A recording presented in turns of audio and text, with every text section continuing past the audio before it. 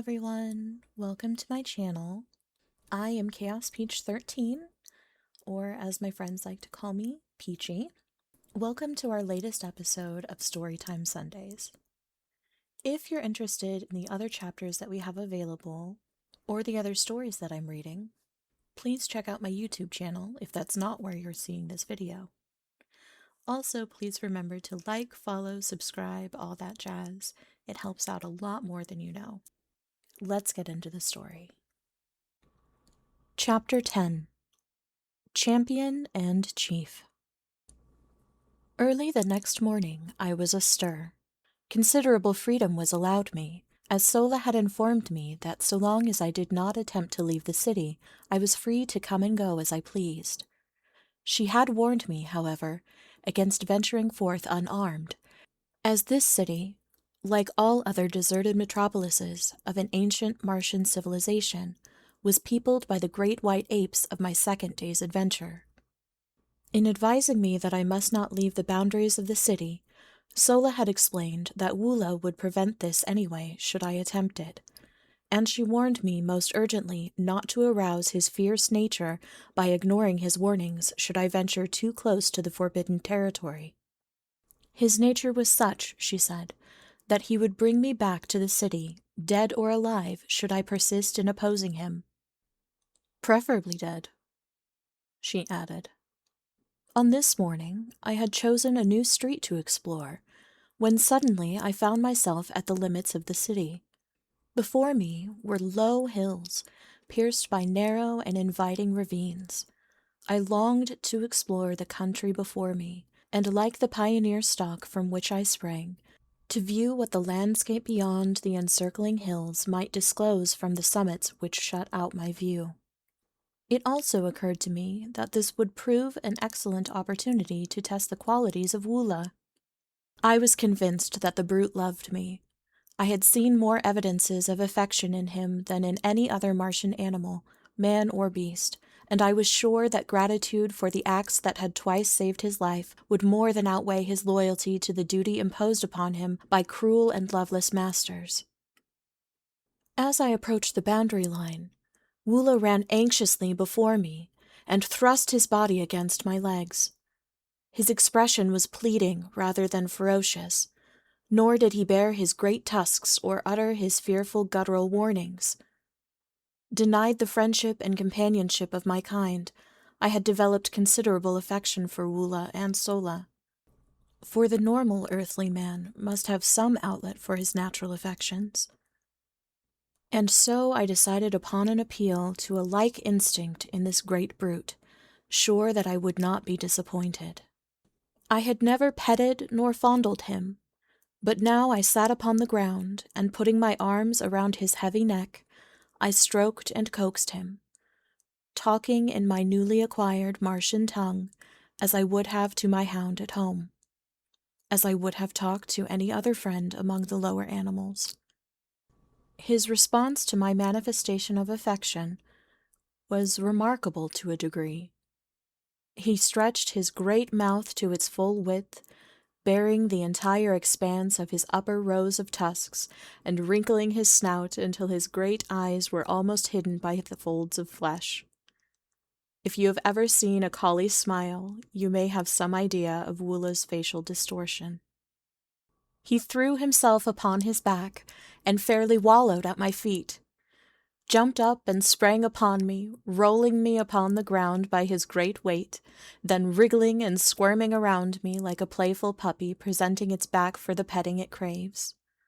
I could not resist the ludicrousness of the spectacle, and holding my sides, I rocked back and forth in the first laughter which had passed my lips in many days.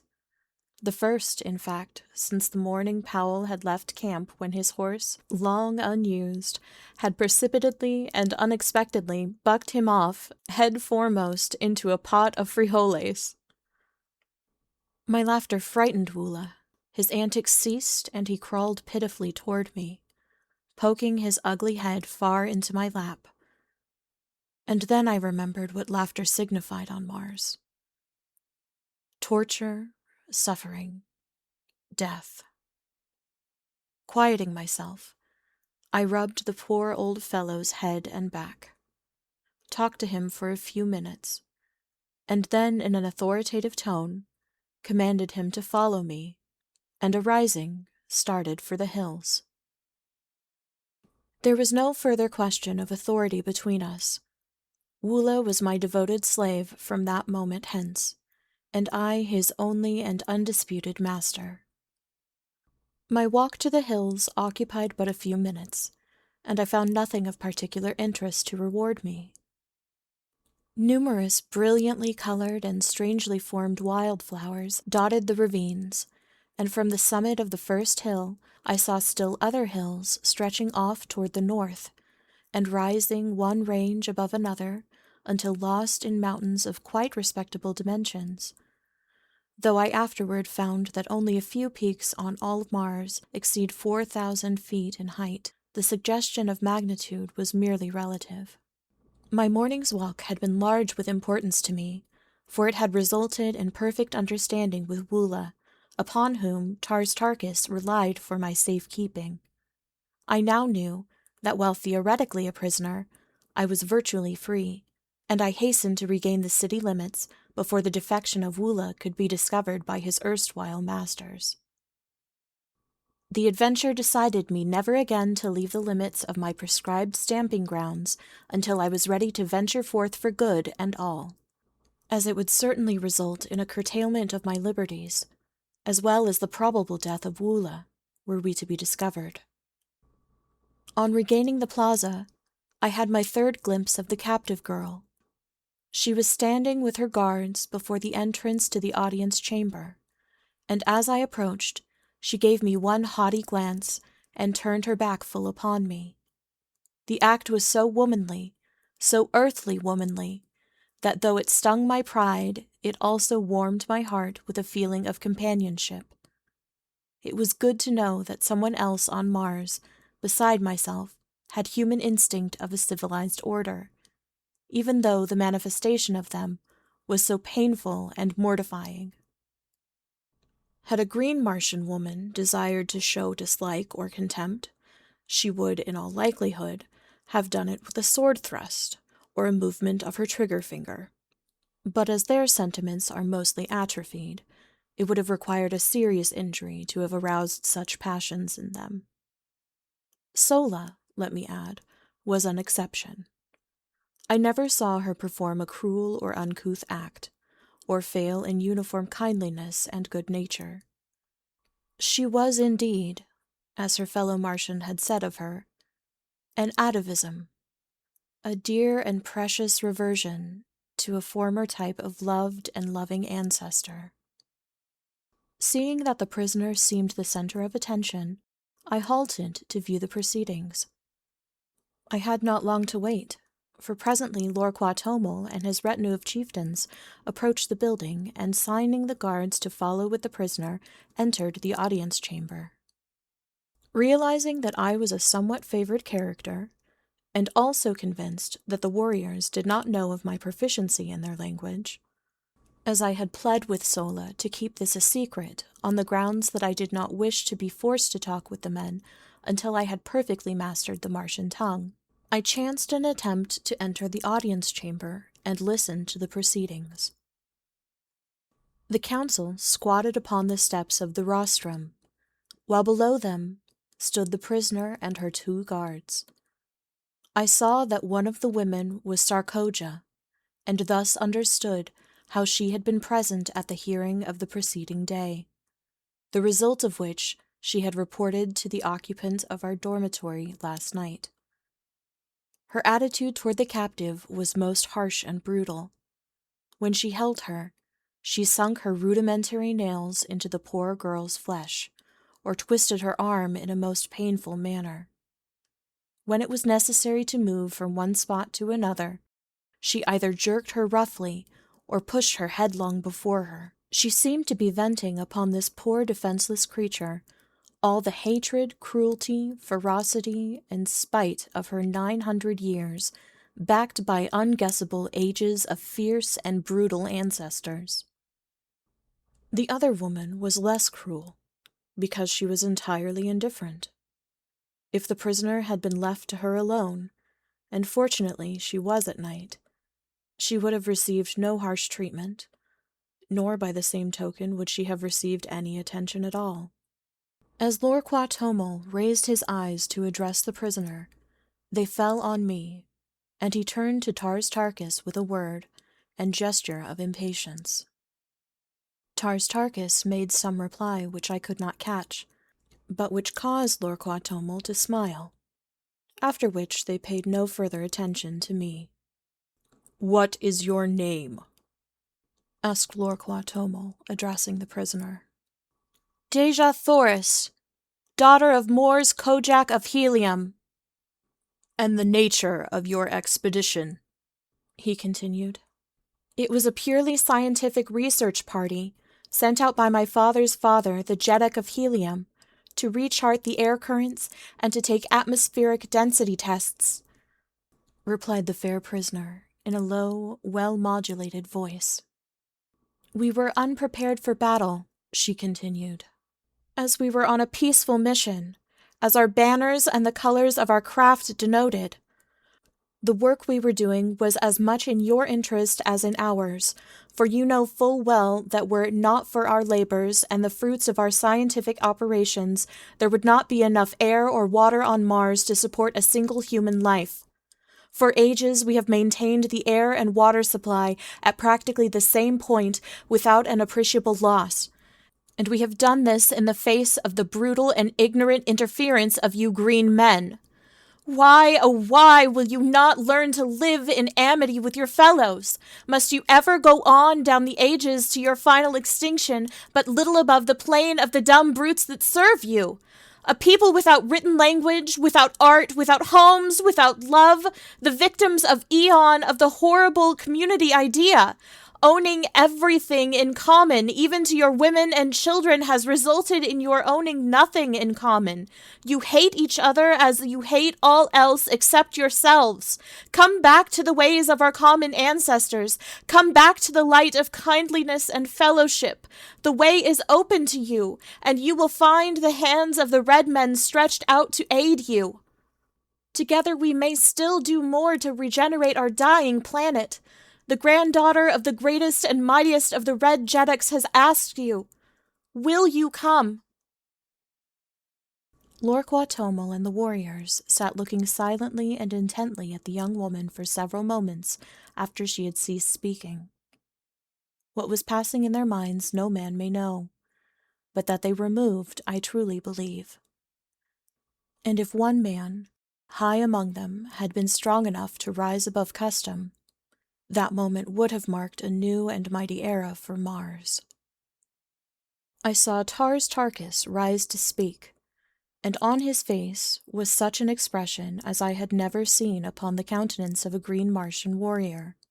It bespoke an inward and mighty battle with self and heredity, with age-old custom, and as he opened his mouth to speak, a look almost of benignity, of kindliness, momentarily lighted up his fierce and terrible countenance. What words of moment were to have fallen from his lips were never spoken, as just then a young warrior, evidently sensing the trend of thought among the older men, leaped down from the steps of the rostrum, and striking the frail captive a powerful blow across the face, which felled her to the floor, placed his foot upon her prostrate form, and turning towards the assembled council, broke into peals of horrid, mirthless laughter. For an instant I thought Tars Tarkas would strike him dead, nor did the aspect of Lorqua Tomol augur any too favorably for the brute. But the mood passed, their old selves reasserted their ascendancy, and they smiled. It was portentous, however, that they did not laugh aloud, for the brute's act constituted a side-splitting witticism according to the ethics which rule green Martian humor. That I have taken moments to write down a part of what occurred as that blow fell does not signify that I remained inactive for any such length of time. I think I must have sensed something of what was coming, for I realize now that I was crouched as for a spring as I saw the blow aimed at her beautiful, upturned, pleading face, and ere the hand descended, I was halfway across the hall. Scarcely had his hideous laugh rang out but once, when I was upon him. The brute was 12 feet in height and armed to the teeth, but I believe that I could have accounted for the whole roomful in the terrific intensity of my rage. Springing upward, I struck him full in the face as he turned at my warning cry, and then as he drew his short sword, I drew mine and sprang up again upon his breast, hooking one leg over the butt of his pistol and grasping one of his huge tusks with my left hand while I delivered blow after blow upon his enormous chest.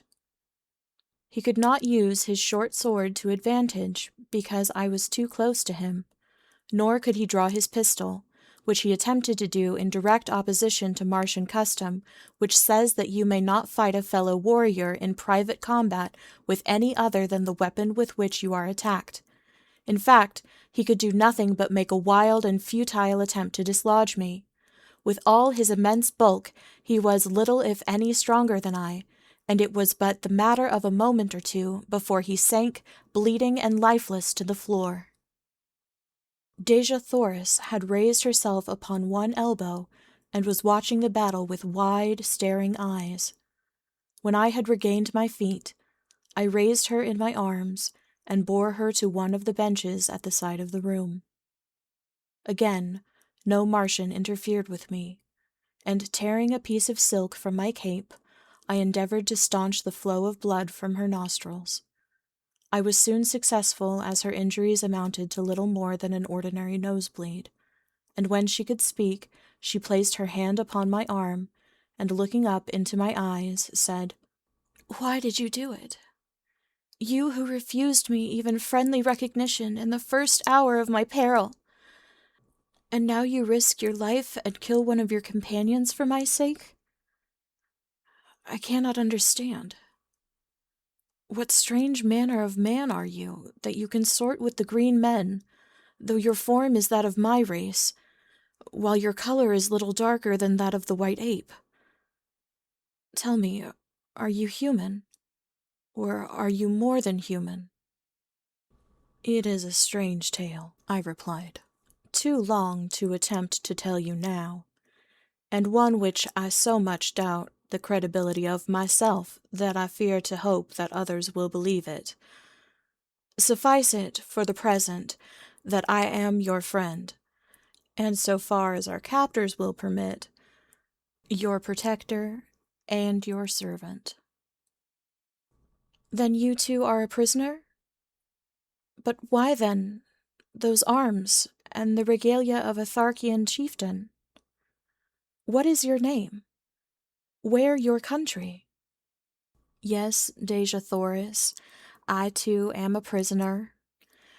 My name is John Carter, and I claim Virginia, one of the United States of America, Earth, as my home. But why I am permitted to wear arms I do not know, nor was I aware that my regalia was that of a chieftain." We were interrupted at this juncture by the approach of one of the warriors, bearing arms, accoutrements, and ornaments, and in a flash one of her questions was answered, and a puzzle cleared up for me. I saw that the body of my dead antagonist had been stripped, and I read in the menacing yet respectful attitude of the warrior who had brought me these trophies of the kill the same demeanor that evinced by the other who had brought me my original equipment. And now, for the first time, I realized that my blow on the occasion of my first battle in the audience chamber had resulted in the death of my adversary. The reason for the whole attitude displayed toward me was now apparent. I had won my spurs, so to speak, and in the crude justice which always marks Martian dealings, and which, among other things, has caused me to call her the planet of paradoxes, I was accorded the honors due a conqueror, the trappings and the position of the man I killed. In truth, I was a Martian chieftain, and this I learned later was the cause of my great freedom and my toleration in the audience chamber. As I had turned to receive the dead warrior's chattels, I had noticed that Taurus Tarkus and several others had pushed forward toward us, and the eyes of the former rested upon me in a most quizzical manner. Finally, he addressed me. "You speak the tongue of Barsoom quite readily for one who was deaf and dumb to us a few short days ago. Where did you learn it, John Carter?" "You yourself are responsible, Taurus Tarkus," I replied, "in that you furnished me with an instructress of remarkable ability. I have to thank Sola for my learning." "She has done well," he answered, "but your education in other respects needs considerable polish. Do you know what your unprecedented temerity would have cost you had you failed to kill either of the two chieftains whose metal you now wear?" "I presume that one whom I had failed to kill would have killed me," I answered, smiling. "No, you are wrong. Only in the last extremity of self-defense would a Martian warrior kill a prisoner. We like to save them for other purposes." And his face bespoke possibilities that were not pleasant to dwell upon. "But one thing can save you now," he continued. "Should you, in recognition of your remarkable valor, ferocity, and prowess, be considered by Tal Hagis as worthy of his service, you may be taken into the community and become a full-fledged Tharkian. Until we reach the headquarters of Tal Hagis, it is the will of Lorqua Tomol that you be accorded the respect your acts have earned you. You will be treated by us as a Tharkian chieftain, but you must not forget that every chief who ranks you is responsible for your safe delivery to our mighty and most ferocious ruler. I am done." "I hear you, Taurus Tarkus," I answered.